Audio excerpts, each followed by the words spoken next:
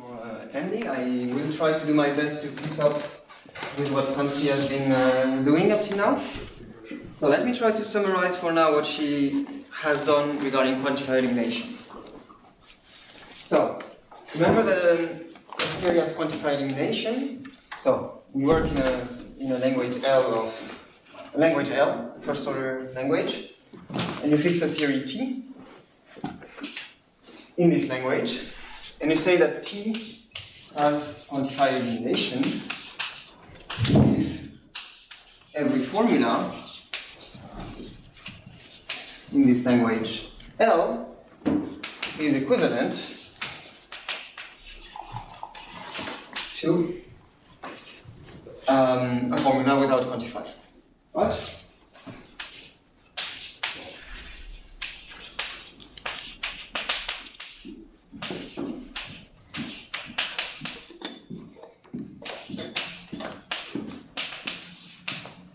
Without quantifiers. Okay.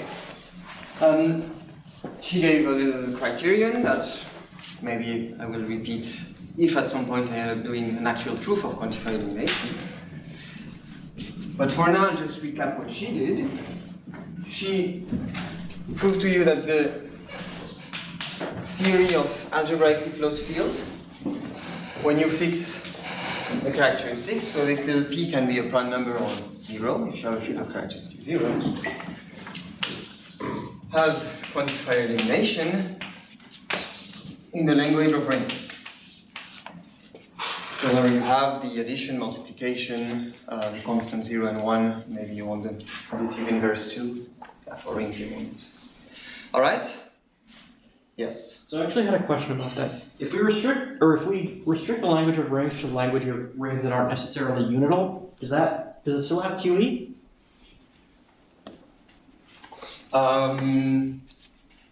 I would assume yes.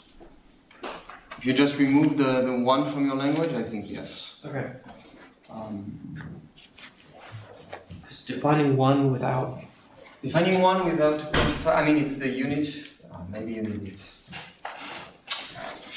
Good question. Okay. We can work it out after the talk. Maybe. Okay. Grab a blackboard and just do this thing and see whether it's working or not. Right. But at least if you have it, it does work. As a consequence of this, the theory of ACF with a fixed characteristic is complete. So, consequence, ACFP is complete. What does it mean? It means any two models are elementary equivalent. Okay? So the theory of fields is not a complete theory, because you can have fields which are not the same for solid property. The theory of algebraically closed field with a fixed characteristic is complete. Another consequence that I think Franzi mentioned is the Nullstellensatz. Right? So if you have an ideal of polynomials, then there is a common 0. Okay. Right, that's for algebraically closed fields. Franzi also mentioned real closed fields. And in real closed fields, you have another phenomenon, which is, well, you have something which is definable with a parameter, it's the ordering. You can say I am a square. If I say I am a square, it means I am positive. So you can define the set of positive numbers, so you can define the order. And you cannot eliminate this quantifier. Okay? But once you have the ordering, you can eliminate all quantifiers. That's what. So the theory of real closed field has QE, not in the language of rings, but in the language of ordered rings. So you need the ordering in there. Okay? Right. As a consequence of this, the theory is complete. And, so completeness again.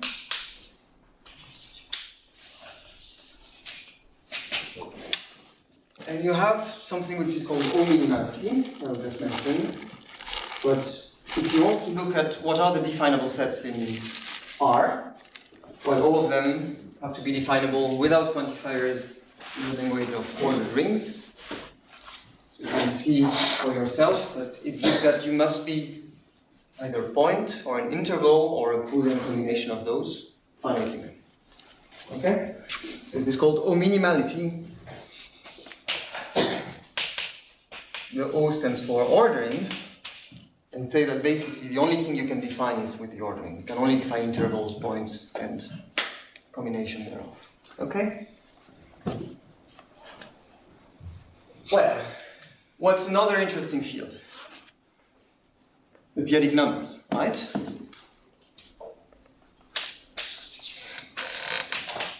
QP, or maybe the theory of QP,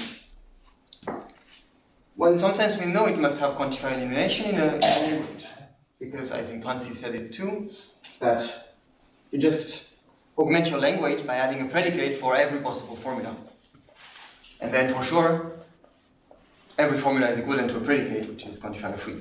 Okay. But the question is, how much do you have to augment your language to eliminate quantifier?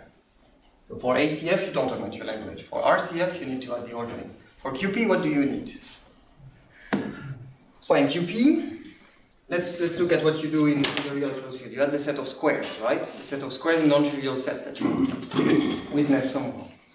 If you do that in QP, the set of squares is also an interesting set.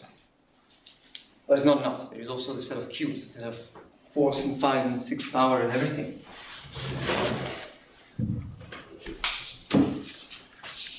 And this is the theorem of McIntyre. That's why we call the language into which we have quantifier elimination the language of McIntyre, usually denoted LMAC. What is LMAC? Is the language of rings, and then you put a predicate for each n, and this predicate you interpret it in the theory as a set of nth power. So, with interpretation, Pn of x is equivalent to there exists y, such that y to the n is equal to x. Okay? So, this is a formula with a quantifier. What I'm doing is I kill it by adding a predicate. And once I add all these predicates, I have quantifier elimination. We're not doing the proof. Okay? But if you want to try to think for yourself why, I mean, if you look at QP, it's a valued field, it has valuation, and the value group of QP is Z, and Z has some non-trivial divisibility property, right? Some elements are divisible, some elements are not divisible. Well, that's basically what we're saying here. Being divisible, you know, saying there exists y such that x over n is equal to y. That's exactly this formula, but we witness it in the field. And we say it's enough. It's non-trivial to say this is enough, but that's more it. Yes? If you don't add those predicates, can you eliminate quantifiers down to the Boolean combination of x and n? Yes. Because you can eliminate quantifiers down to there, and then you replace each of those with this. The elimination doesn't involve sort of some recursion where the pn's show up at high quantifier level. I'm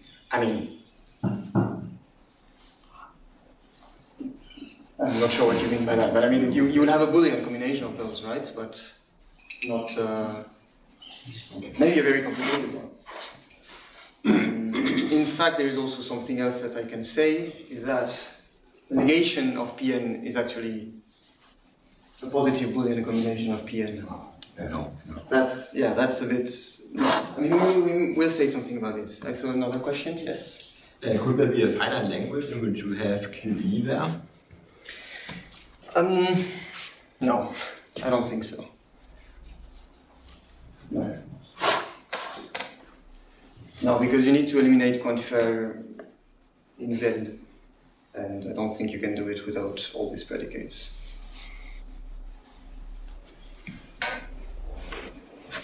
Okay.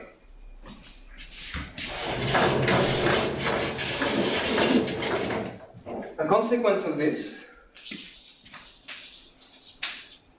that we will explore now, that the theory of QP inner rings, so let me write rings here. Of course, this is complete because this, by definition, is a complete theory of QP, right? But it is what we call model complete.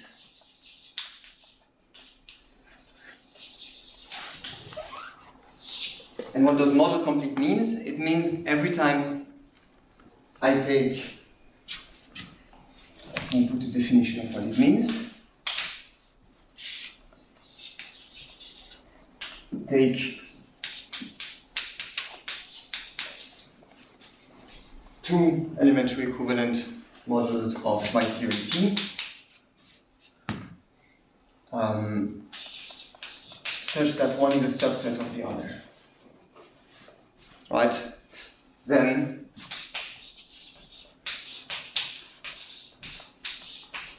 this is an elementary substructure of that. Okay? So we're saying that we have this notion of extension, structural completeness somehow. Complete and model complete are not the same, and they don't have to, I mean, one does not imply the other in general. Oh, wait, do you mean in the, when you're taking K1 and K2, do they have to be elementary equivalent, or are you just taking two models of T? No, they have to be elementary equivalent. So, because here our theory is complete, of course there will be an elementary equivalent. But in general, you could take a non-complete theory, and it could still be model complete. Or you could have a non-model complete theory which is complete. I mean, everything can happen. Actually, there's a little set of examples. So let's do them. Fix the language of ordering. Just have a binary relation symbol. And I'll do a bigger square. So, complete, not complete,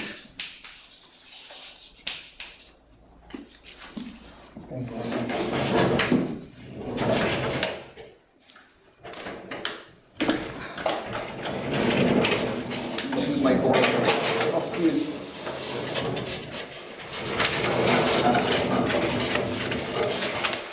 Model complete. And not model complete.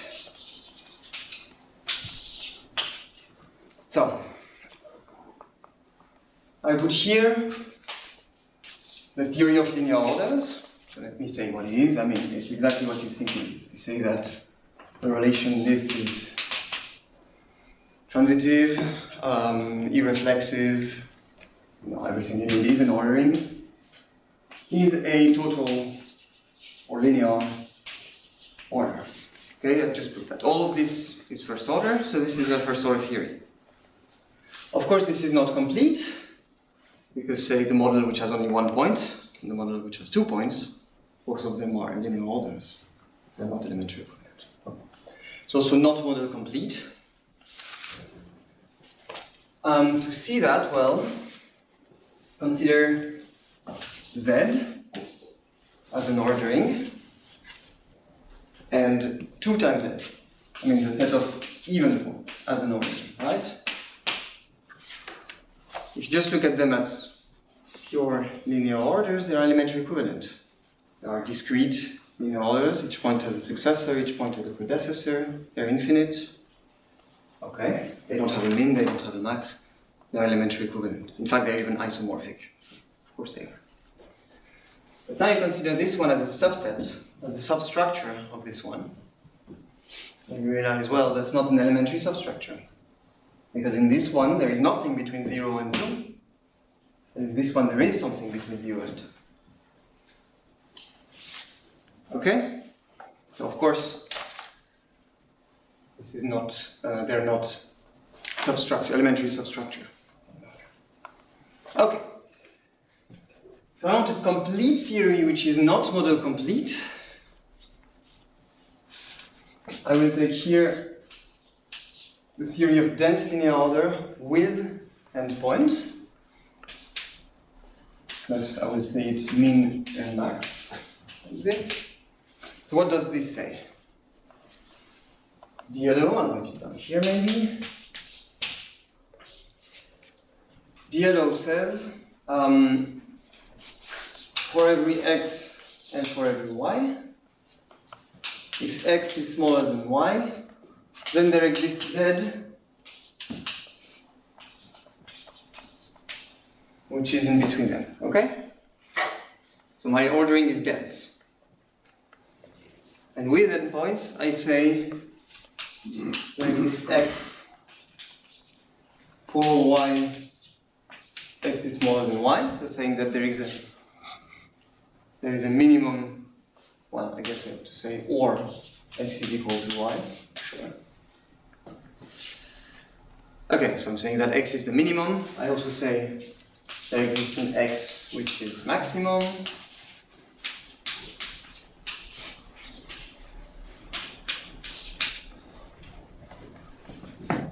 And I have to exclude the case where I have only one point, because that's technically a model of the theory. So there exists x, there exists y, that's not one. Okay? So the models of this are every dense linear orders with endpoints. For example, the interval 0, 1 in R with the ordering, that's the dense linear order with endpoints, with a min and a max. And 0, 2 is also, inside of R, it's also an interval with endpoints. Right? It's also a dense linear order with endpoints. Again, one is included in the other, they are elementary equivalent. But they are clear in, I mean, the max here is not the max there, so there's a problem. Okay? However, it's complete. But I don't know proof, but I mean you can see that every two models are elementary equivalent. They really all look the same somehow. Okay. Complete model complete. I will take DLO without endpoints. So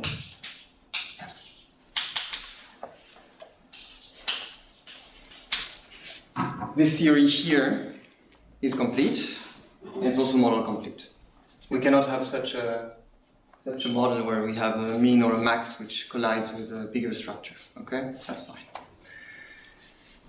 And if you want to be model complete but not complete, that's also possible. And the way that the example that I would give is a bit unsatisfactory, but you take DLO without mean, without max. So negate this, negate that. And you forget to say this last sentence. And then you have two models. One which has only one point, and the one which is an actual dense linear order. So if you start with two models which are elementary equivalent, it's either twice the singleton or twice the dense linear order, and then you have the model complete problem. Okay? That's a bit unsatisfactory as an example, but it exists. So in general, model complete and complete do not imply one another. For our work on field, note that ACF, when you fix the characteristic, and RCF, both of these are model complete, and they're also complete, as I just said. ACF, if you do not fix the characteristic, is still model complete, despite not being complete. Because when you take two models which are elementary equivalent, they have the same characteristics. Model completeness.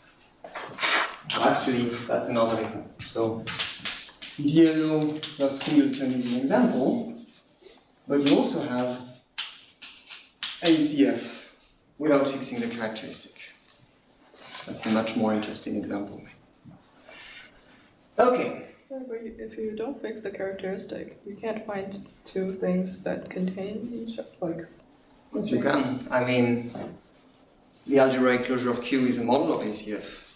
C is also a model of ACF. One is included in the other. I'm not saying every model of T will be included in one another. I'm saying if I start with two models which are included in one another, then this inclusion is elementary. Okay? So even within ACF0, so your example is Yes. ACF0. So what I'm saying, yeah, that somehow ACF0 is a particular case of ACF. So maybe, okay, let me say that again maybe more clearly, I hope. If you consider the theory ACF, it's not complete, right? Because some stuff have characteristic P, some stuff have characteristic 0. Okay. But now if I take any two models which are elementary equivalent and which are included in one another, this inclusion is elementary. That is what I'm saying. I'm not saying any two models are elementary equivalent, that's completeness. I'm saying, okay, restrict to some models which are elementary equivalent. I'm not saying any of those are included in one another, I'm saying if they happen to be included in one another, then this inclusion is elementary.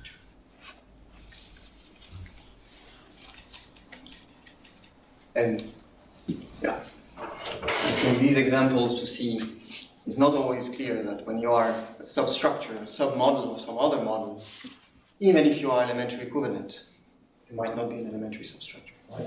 This is isomorphic to that.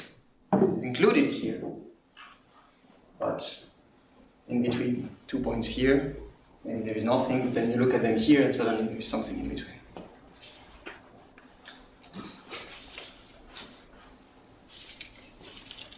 But for QP, we are model complete. So how do we prove that?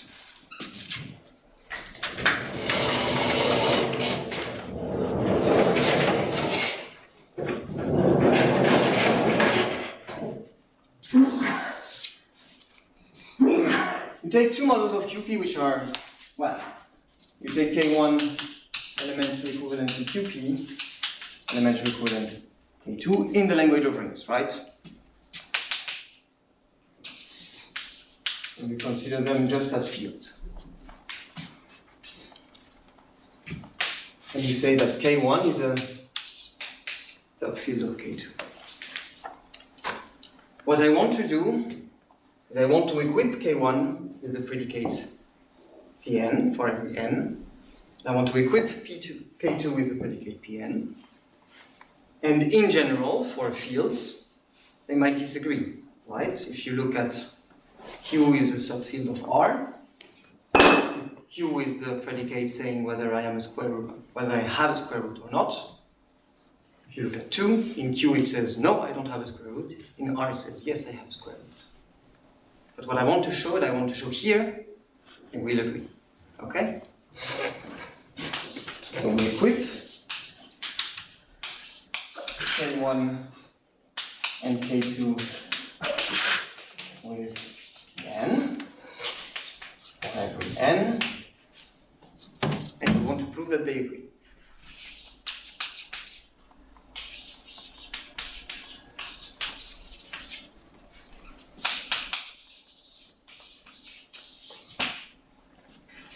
That is, if K1 satisfies Pn of an element, and also K2 satisfies. Why is that enough? Well, because then, once we move to this language, everything is quantifier free.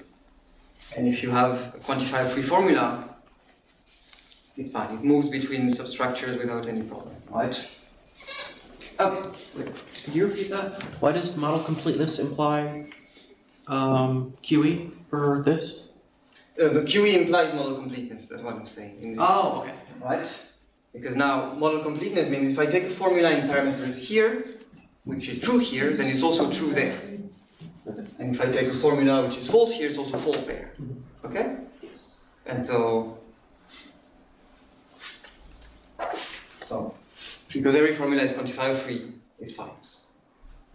Once we move to this language. Okay. So the easy direction is, of course, that if I have an nth root in the small field, well, I also have an nth root in the big field. So I take an element K1 and I say K1 satisfies Pn of B. it means there exists an nth root of B. Well, this nth root is in K1, but it's also in K2. So K2 also satisfies P1, Pn of B, and we're good. The other direction will make use of properties of the p-adics.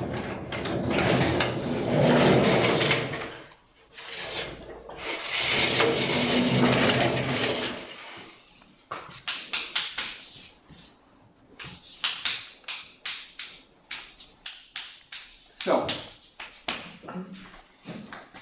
if K1 does not satisfy Pn of B, so B does not have an nth root in K1. You think of the p-adics. You have maybe you have the intuition of the p-adics as being a totally disconnected topological set. So you know, this is the p-adics, and it's like 5 is prime.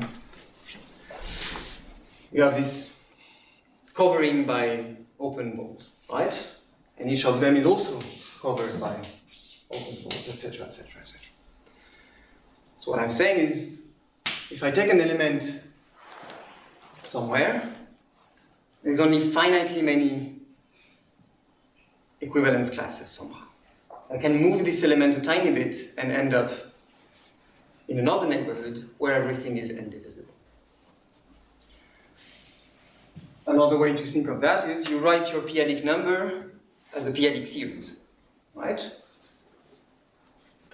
It has a coefficient. You can multiply this coefficient by an integer to end up with a 1 coefficient in front. And then you can multiply by a power of p to make this first power of p an n power. And then by henselianity, that's enough to be an nth power in the whole field, right? Because you're approximately an nth power. That's the intuition. So what I say is, in QP, for every x, there is a finite list of integers, because what is that? It's I multiply either by an integer which is my inverse in fp, so that my coefficient becomes a 1, or I multiply by a power of p until my first coefficient is an nth power. I have to multiply by either p or p1 or p2 or p3, p4, up to pn minus 1, and that's enough. So there's a finite list of integers that says one of those has to be an nth power. Okay? For all x, I say therefore Pn of x or Pn of, say, yeah, sure, why not? A1 x or Pn of a kx holds, right?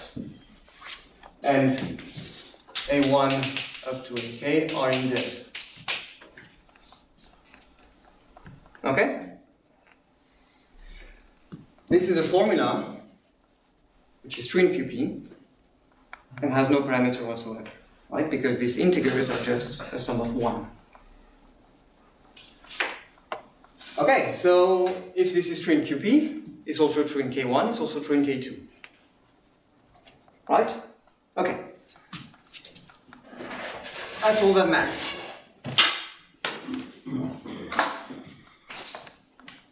So, there exists A in Z, say non-zero, otherwise it's silly, such that K1 satisfies Pn of A times B. A is not an nth power. It's not an nth power because otherwise, well, I wouldn't be able to change my nth powerness. And so it's also not an nth power in K2 because A is not an nth power. Again, it's a formula without quantifier, without parameters in QP because this is an element of Z. So it's also a formula without parameters in K1 or in K2. They are elementary equivalent, it's also true. So what I'm saying is, in any case, we have that K1 satisfies this. We already said that if K1 satisfies Pn of something, then also K2 satisfies Pn of something. And A is not an nth power. Therefore, if I remove the A from this, I will change the nth powerness of B. So K2 satisfies not Pn of B. Okay? So A, B together are an nth power. A is not an nth power, so B cannot be an nth power. We only know that A is not an nth power in K1. Right, because if A was an nth power in K1, what would this formula be? It would be there exists y, such that y to the n is equal to A. This is an integer, so it's just 1 plus 1 plus 1 plus 1. I mean, so this is, if it's true, if this is true, so you're saying, why do we know that it's not true in K1? Or No, we know that it's true in K1. we know that it's true in K1, then look at this formula. Why would that imply that it's true in K2? Because this is a formula in a ring with no parameter whatsoever. Right? It's just a formula in a ring. And K2 is elementary equivalent to K1. That's why you want to start. Well, we're already starting with stuff which are elementary equivalent because we're only working in the theorem. Yes. So how do you actually calculate K? The number, or is that an H? The number of distinct disjuncts you need. I mean, you can say that it must be less than, say, p to the n or something. Okay. Probably can do better. Okay. I'm a model theorist, so for me, I only care whether it's finite or not. Okay. Do we agree with this fact? Right. Good. So we have a language for QP, which works. It's complete and model complete. We can do many things. In fact, we can describe all the definable sets of QP using this. It's very bad, but you have what we call cell decomposition. So we look, it's like in O minimality. We say in O minimality, we say every set is definable with the ordering, which is just a collection of intervals. That's very nice. And QP, I say every set is definable without quantifiers. So it's a Boolean combination of those predicates. As I said before, we have this list. So if you say that I'm not an nth power, it's equivalent to saying that one of my other equivalence class is an nth power. So in fact, you're even positive Boolean combination of those Pn. Okay? But still, I mean, these are quite weird sets. So in some sense, yes, I can tell you which are the definable sets, but also it's not a very pretty thing. But also that's what it is, right? I mean, these sets are definable, so we have to witness them. And as a matter of fact, the valuation ring is definable in QP. Franzi mentioned it.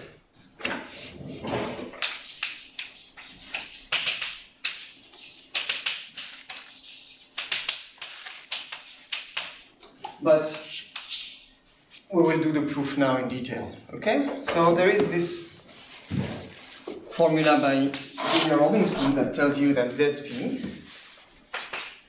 is the set of elements of QP such that there exists y once plus p x q is equal to yq, and I take q a prime which is different of p. Okay?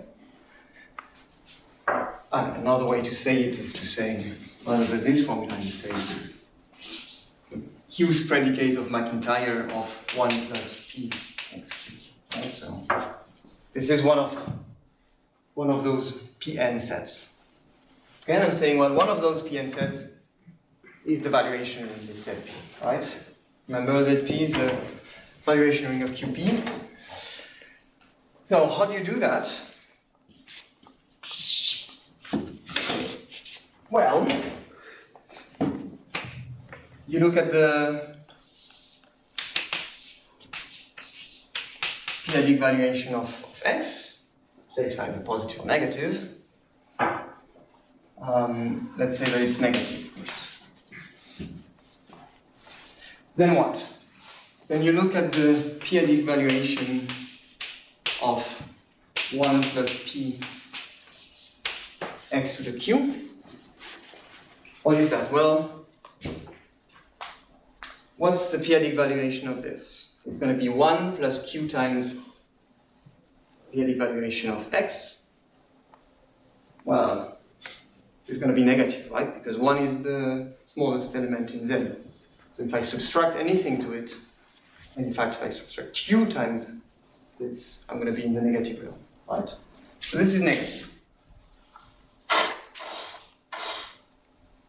So I have 1 plus something negative, my valuation is going to be equal to this, which is going to be 1 plus q times the p-adic valuation of x. And this is not a q's power, or a q multiple in z. Right? This is 1 plus a q, one multiple of q. So it's not q divisible in z. Well, then it cannot be a q's power, because if I was equal to y to the q, then my valuation would be equal to the valuation of y to the q, which is q times something. Okay? And this is not in qz, and therefore I cannot be the q's power. Okay, so what did I say? I say, if my valuation is negative, I am not in this set. How do you, like, what if q is equal to 0? Yeah. Q is a prime number. Q is a prime number. It doesn't really have to be prime. Is Some conditions that mean it can't be 0? it cannot be 0. Okay, it cannot be 1. Okay. Because you're always a multiple of 1. So no. Q and co-prime with p, right? Okay. Does not divide q. Okay. Could be an n. Usually we take a prime. Usually we take 2. But if you take 2 and then you happen to work in Q2, then this formula doesn't work. So. Alright, but good remark, thank you very much. In the other case, what happens if my valuation is non-negative?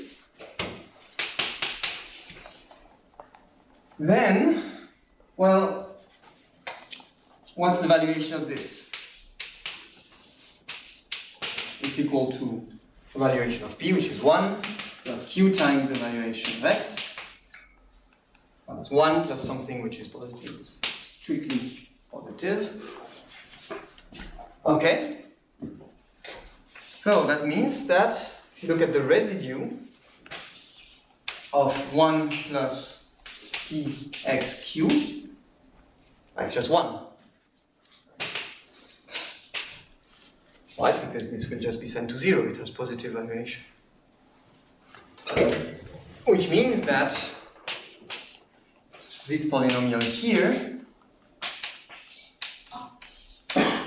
in QP reduces to, that is in QP, it reduces to y to the q minus 1 in Ft, the residue field. And because q is prime with p, this has simple root. Right. So a simple root which is 1, and this lifts the qp by henselianity. And Hensel implies there is a root of this polynomial, which means there is a y such that y to the q is equal to 1 plus.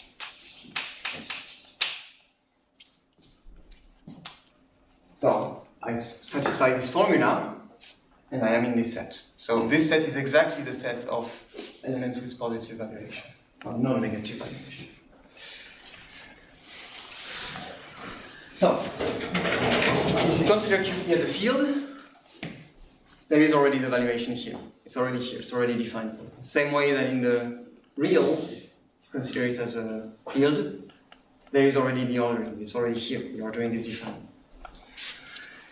And right. Now we'll say a little bit about definable valuations in general. What's the key point somehow on this? Well, the key point that you have this element here which has a minimum positive valuation, right? This way, when you go here and you're negative, this is the minimum positive valuation plus a multiple of q. It's not a multiple of q, so it's not a q's power. And here, the key point is that you have Hensel's lemma. Okay, so this formula works in any Henselian valued field with a minimum positive element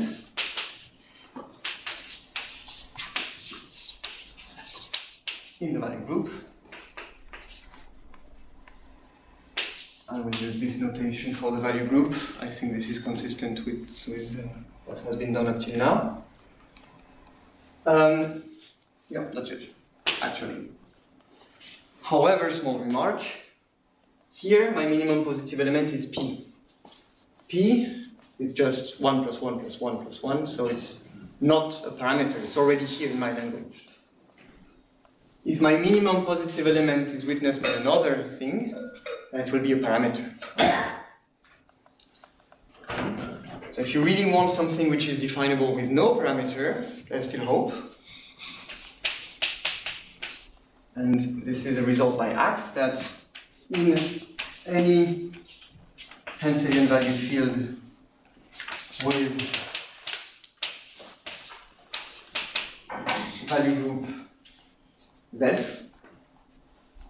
right? So properly Z, I have a minimum positive element, but that's all I have. I mean, I don't have like higher and higher stuff, non-Archimedean things, etc. V is zero definable, so definable without parameter. The trick that Axe is doing is to, morally what he's doing is he's quantifying over every possible parameter that would define your valuation. And then instead of one parameter, you have a quantifier. In fact, you need a bunch of quantifiers to make sure that you don't run into an edge case. And the fact that your value group is Z really means that there is really not much else that you can define at exactly these valuations. Okay, you can do slightly better. And then you have, I think, let me state it properly.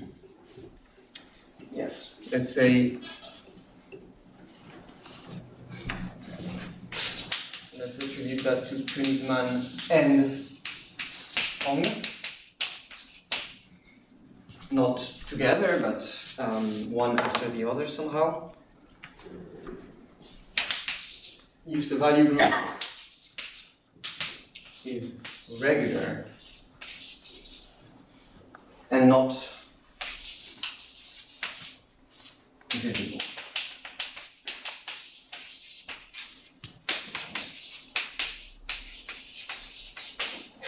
I mean, so the evaluation is. So the fact that you can, make this formula work for anything which is. So Königsmann proved rank 1, so Archimedean, and not divisible, and then Hong proved regular and not divisible. Okay, I will not prove that, okay? As far as I'm concerned, parameters are fine. We can define stuff with a parameter. So I will present to you, if I have time, yes I do, one way to extend Robinson's formula to something which is not just value group Z. But for that, first we need to do a little bit of valuation theory. I know that for a lot of people, valuation is basically an absolute value, but for me it's going to be a bit more. So, evaluation, what is it? It's a function that goes from a field to an ordinary group. And this ordered abelian group can be as weird as you want. Okay? So gamma V is an ordered abelian group. The language of ordered abelian group is you have a 0, you have a plus, and you have an ordering. And the theory of ordered abelian group is, well, your group, or an abelian group in fact, and the linear order, and for all x, for all y, for all z, if x is smaller than y, then x plus z is smaller than y plus z.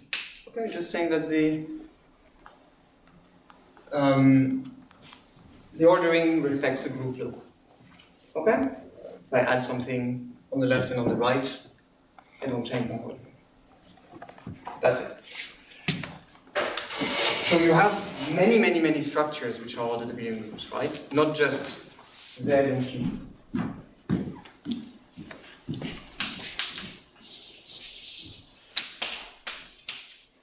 Z is an ordered abelian group. Q is an ordered abelian group. You can have weird stuff like, well, R, not very weird. You can have, for example, this one, so all the integers and all the multiples of pi. It's an abelian group. You can put an ordering, you know, the ordering is coming from R. But all of these are Archimedean, right? They're all subsets of R. But you can construct stuff which is non-Archimedean. Easiest way is to take the lexicographic sum. So I will denote it like this. It's just a group, a Cartesian product group, and the ordering is lexicographic. Which means, first I look here. If this is smaller, I have a pair, and the first coordinate is smaller than the first coordinate of the other one, and the whole pair is smaller. And if they agree, I look at the second one. Okay? This is an ordered abelian group, and it's cannot be embedded into R. Right? And of course, there is nothing stopping you from doing more and more. So you have Z, that's Z. You can continue as many as you want. So you can have stuff which are very big. Of course, you can alternate. You can say, it's actually Z plus Q plus, here I put Z plus pi Z. As you want. You can do very weird examples of this. And this is just some examples. They can get weirder and weirder and weirder.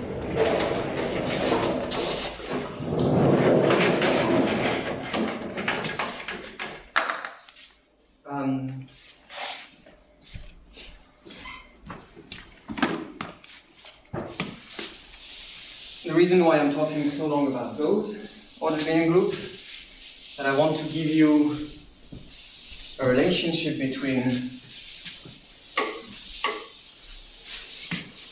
coarsenings and convex orders.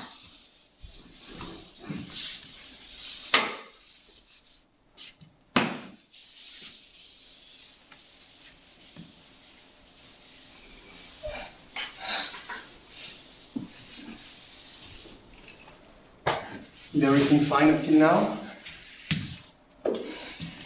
Don't hesitate if you have questions.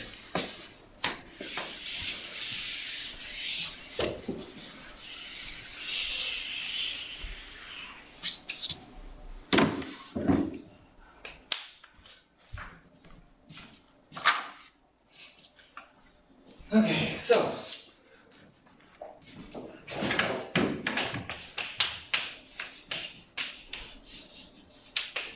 we take a value field.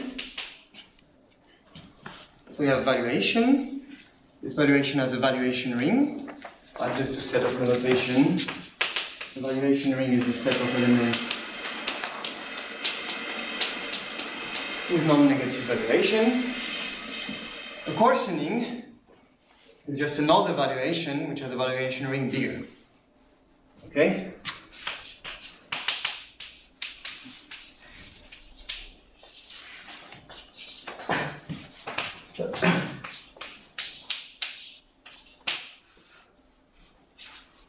Right, then you can have strict coarsenings, proper coarsenings, etc. So one interesting phenomenon is that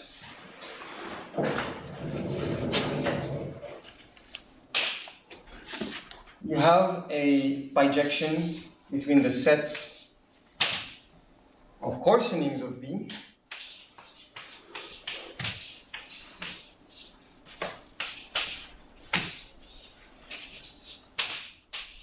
and convex subgroups of my value group. This is my notation for convex subgroups. So it's a subgroup which is convex. Subgroup, and if I have a point in between 2 points, it's also in the group. Okay? So that's a natural one-to-one correspondence. It's a bijection. Let me write it down properly. I will not prove that it's bijection, it's not too hard. So if you start with a coarsening, you find the corresponding convex subgroup. It's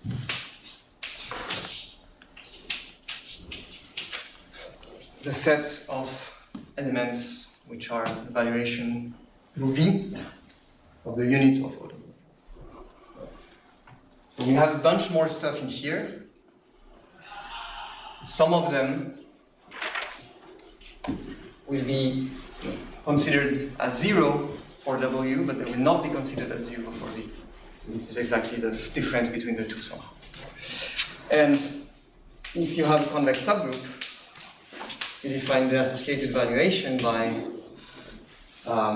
just going from K to gamma modulo delta. So again, if you have for W everything which is in delta, it's a convex subgroup, so it's small elements, they are close to 0. W is egal, they are 0. Okay? Right. You can see for yourself and prove that this is a bijection. And now we're ready to set up the generalization of Robinson's formula that I want to show you. So I attribute it to Robinson's canon Jahnke. Robinson because it's clearly her formula. Jahnke because it appears in one of her papers, but in this paper she attributes it to Scanlon, but it doesn't appear in one paper of Scanlon. So there you go. Right, so you start with the Henselian valued field KD.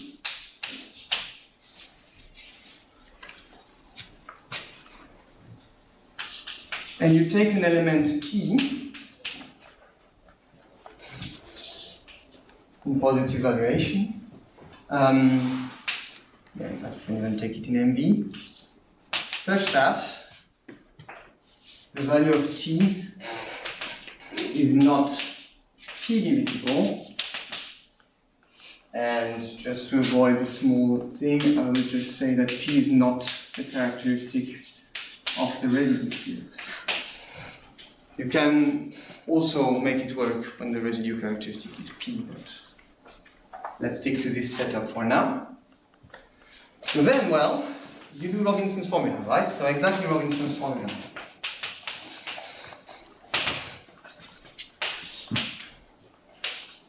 Formula, there exists y plus tx to the p is equal to y to the p. Exactly the same. This will not in general define your valuation ring, but it defines the set called A, which is the set of elements in K with valuation bigger than the valuation of t over p. So you have your order degree group gamma, you have your element, the value of t here, and you look at this, and this is here, value of t over p minus the value of t over p. This is not an element of your group, because I specifically asked that this is not p-divisible. So this is a shorthand to say I am in this cut, which is defined by this element, it's not an element of the group, okay? It's a cut in my group.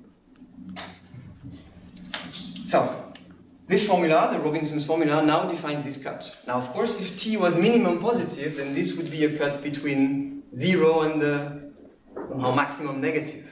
So this cut would exactly be this set, which is exactly what set we want to define, right? It's exactly the set of elements with positive valuation, non-negative valuation. But it's not quite that. So what we do is we'll take the stabilizer of this.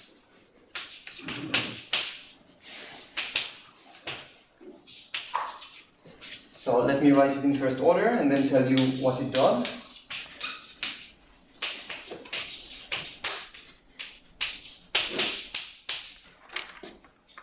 So this formula here, I say for all y, if phi of yt holds, which is this formula, the Robinson's formula, then phi of xyt also holds. So what is this? It defines the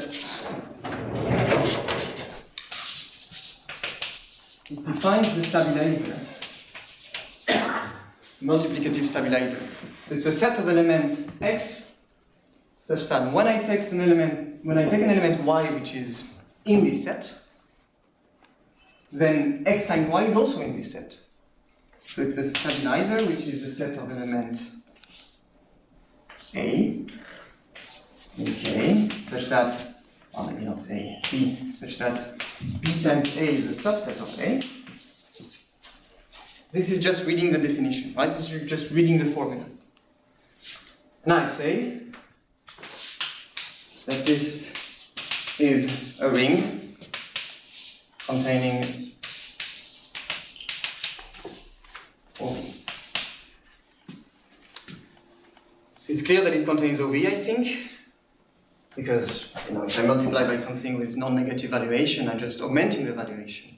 Valuation goes up, and this is just saying my valuation is bigger than this. If I make the valuation goes up, everything's fine. The fact that it's a ring is clearly stable by multiplication. It's stable by addition because of the ultrametric property. There you go. It's a ring. So it's a valuation ring containing OV. We have to say that it's not just the whole field, and that's pretty clear, I think, because it doesn't contain the inverse of t. Right? T is not 0, it has an inverse. You try to multiply by the inverse of t, will it go outside of A. Okay, so it's non-trivial. So it's not equal. So I define the coarsening. I have 2 minutes left. I will not have time to do the proof. However, I can tell you exactly which coarsening I define. So that will be a plane. So this is a coarsening. It has an associated convex subgroup. That's what I said. What's the convex subgroup?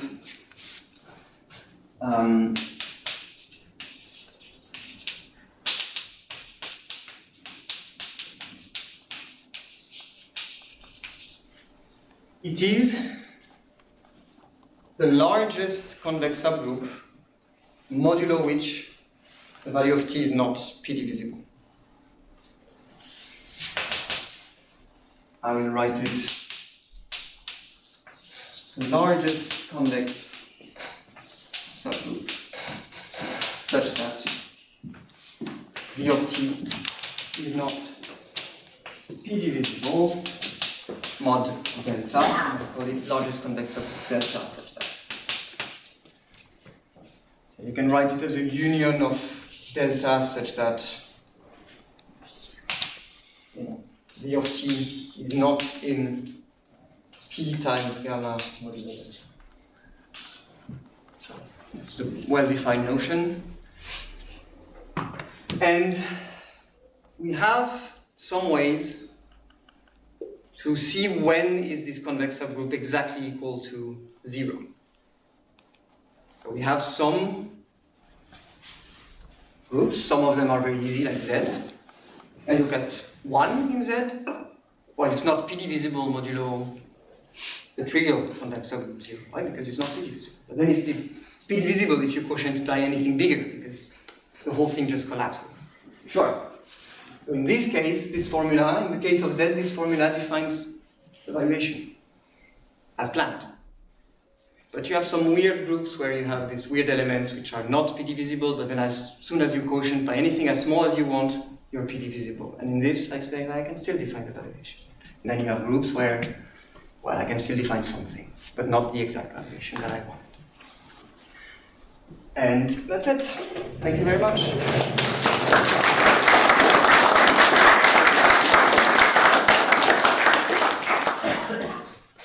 Any more questions?